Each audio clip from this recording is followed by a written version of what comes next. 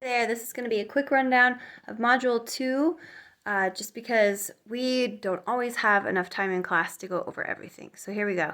Matter, do you remember what matter is? It's anything that has mass and takes up space. So it has mass and it has volume. We talked about classification in class when we talked about things that are opaque and transparent. So there's a picture there.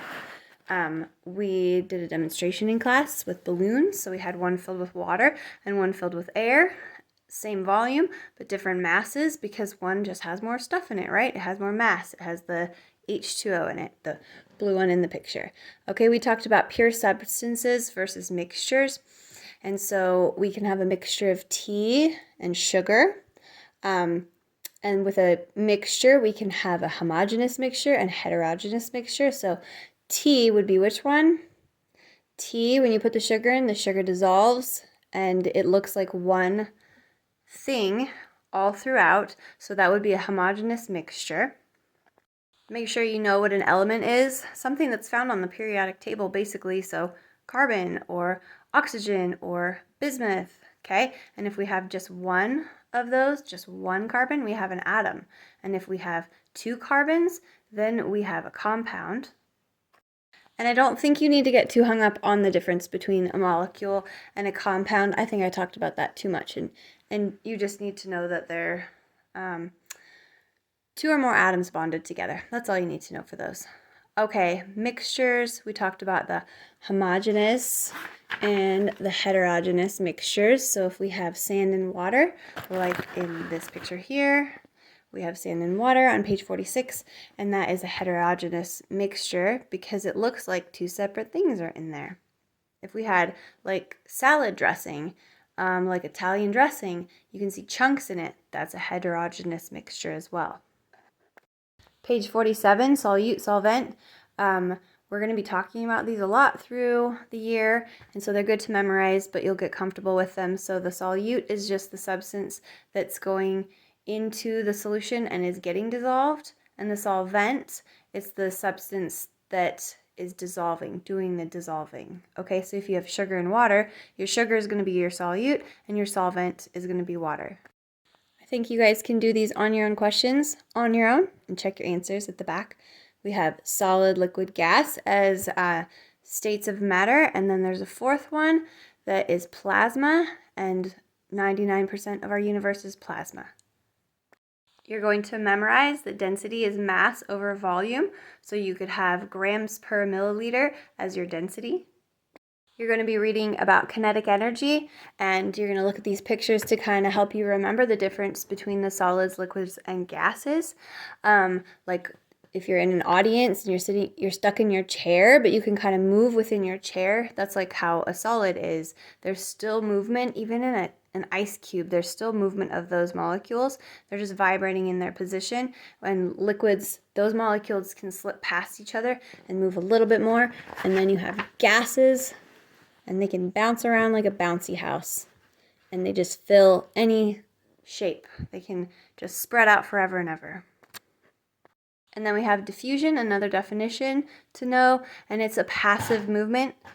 Passive movement with gases and liquids, and they just spread out from a higher concentration to a lower concentration. There's more on your own questions, and then you're going to start talking about properties of matter. And so there's metals and there's non-metals, there's physical properties, and there's also chemical properties. So what I did is I drew it out on a piece of paper just so it would make sense in my brain and so I could look at that really quickly. So if you want to pause the video and copy this into your notes, you can, and we'll keep talking. So with the physical properties versus the chemical properties, physical properties are things that you can kind of describe and observe about the matter. So you could talk about the boiling point of the matter. You could talk about the viscosity of the matter. You could talk about the density, conductivity, hardness, malleability, all these things. And then with chemical properties, the difference is there's going to be some sort of change that you're observing. So you're going to see a chemical change, like you're going to see a precipitate I'm trying to find the page. You might see a precipitate form. So like a solid might form when you mix two liquids together. You might see a change in color that indicates there's been a chemical reaction, and that's a chemical change. Or like you see bubbles, page 70, you see bubbles, that's the production of a gas in a chemical reaction. So these indicate that there was some sort of chemical change, and that's the difference between the physical properties of matter compared to the chemical properties of matter. And so you can see I put things on here. This got kind of messed up here, but that says D equals M over V for density equals mass over volume. So we have density, color, not color change, just observing the color, odor, conductivity, melting point, boiling point, hardness, malleability, viscosity. Those are all physical properties, okay? There's no change in the molecules. Ice is still ice when it's, sorry, not ice. Water is, if you have ice, it's still water. If you have a gas of water, it's still H2O. If you have a liquid water, that's still H2O. So there's no change in that molecule. So that's why this, even though it looks like something's happening, it's still a physical property. And then we have chemical properties, it's flammability and reactivity. And so you're seeing some sort of chemical reaction and change. You're going to see things like a color change or bubbles being produced, like a gas being produced, or a precipitate forms like a solid. All right, let's try example 2.1 and see what it says. It says, let's use easy numbers to define the mass and volume of a hot air balloon. Now keep in mind that the true numbers would be very different, but this is just to show you how the relationship between mass and volume and density works. So for our purposes, we'll use the following data for a hot air balloon sitting on the ground before liftoff. And so they list some things for you.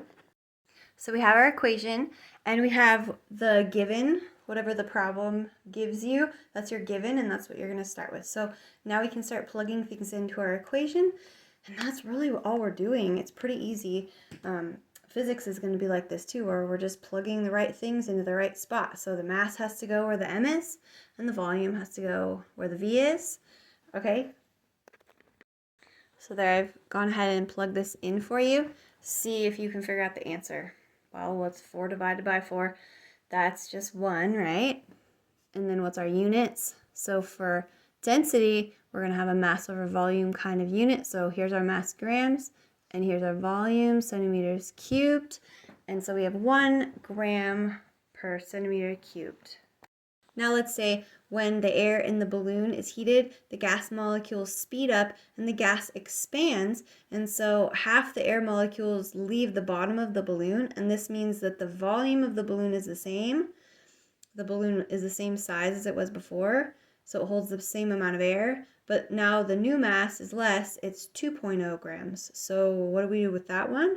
Well, we can just take this old mass out and plug in a new mass. So what's 2 divided by 4 now? And that's just 0.5 grams per cubic centimeter. And that's pretty much it. I'm looking at your study questions and I don't really see much math there. So this is just going to be kind of an understanding the concepts type of module. Hope you enjoyed that.